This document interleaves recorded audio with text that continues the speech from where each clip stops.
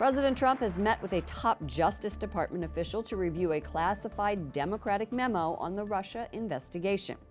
Democrats say the memo will refute allegations from a GOP memo criticizing the FBI's methods in the Russia probe. The dueling memos come as a Quinnipiac poll finds 53% of American voters believe the president attempted to obstruct the investigation.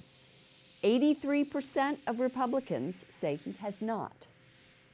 Joining us now is Andrew Klavan, contributing editor at City Journal and the host of the podcast, The Andrew Klavan Show on the Daily Wire. Welcome to the program. Thank you very much. Nice to be here.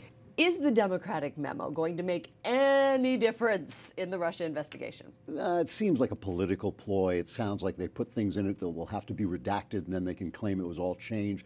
I don't think that there's much that they can say that's going to get rid of the charges that are in the original Republican memo. I think those are here to stay. They sound pretty solid. Let's talk about the media coverage of all of this. You immediately roll your eyes. I love it. Well, it's bizarre. I mean, we have listened to decades of liberals telling us about the horrors of J. Edgar Hoover and his unjustified wiretapping, and now suddenly we hear a little unjustified wiretapping from the FBI. Oh, not a big deal. Yeah, it's not a big deal. And I think it's indicative of the way the press has turned a blind eye to the Obama administration and the way he turned the federal government into a Chicago-style machine that used cronyism and the levers of power to fight against his political opponents. They just didn't want to see it. In terms of scandal, you rate the House Intelligence Committee FISA memo as a solid 7.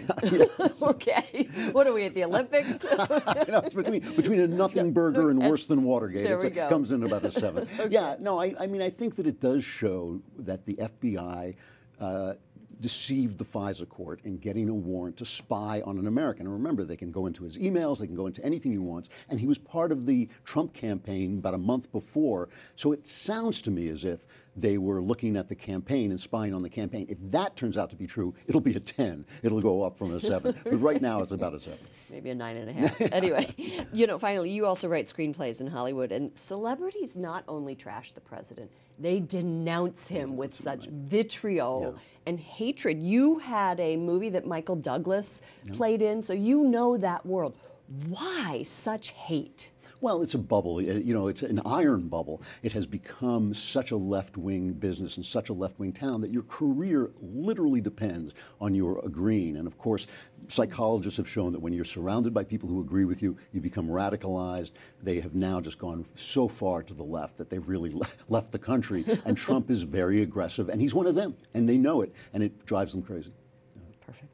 Andrew Klavan, contributing editor at City Journal and the host of the Andrew Klavan Show on the Daily Wire.